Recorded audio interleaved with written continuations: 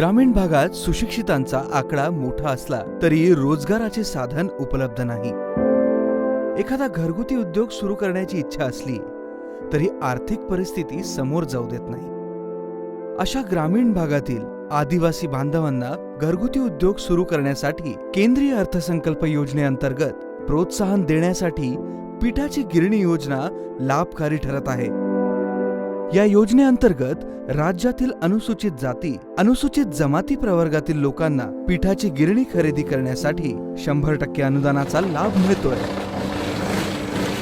आदिवासी बहुल असलेल्या नंदुरबारच्या वाघर्डे गावातील तेजपाल चौहान यांना शासनाच्या मदतीने स्वतःचा व्यवसाय उभारणीला पाठबळ मिळाले आहे।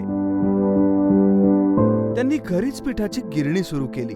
या माध्यमातून तेजपाल यांचा सामाजिक व आर्थिक विकास झालाय। आधी मी दुसऱ्याच्या चक्कीवर दळण दळायला होतो। काहीतरी दिवसाला ते मला 200 रुपये प्रमाणे रोज देत होते।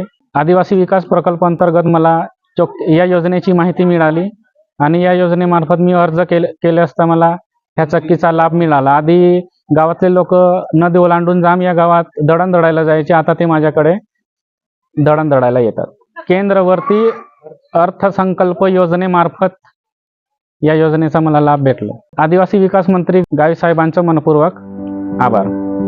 स्वतःच्या व कुटुंबाच्या दैनंदिन गरजा पुऱ्या करता याव्या एवढं उत्पन्न महिन्याकाठी त्यांना मिळत असून त्यांच्या कुटुंबाचे जीवनमान सुधारले आहे।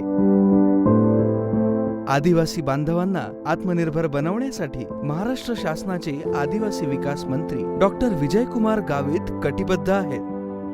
विविध लोककल्याणकारी आदिवासींना विकासाची समान संधी मिळाली असून आत्मनिर्भरतेकडे त्यांची वाटचाल सुरू झाली असे म्हणणे चुकीचे ठरणार नाही।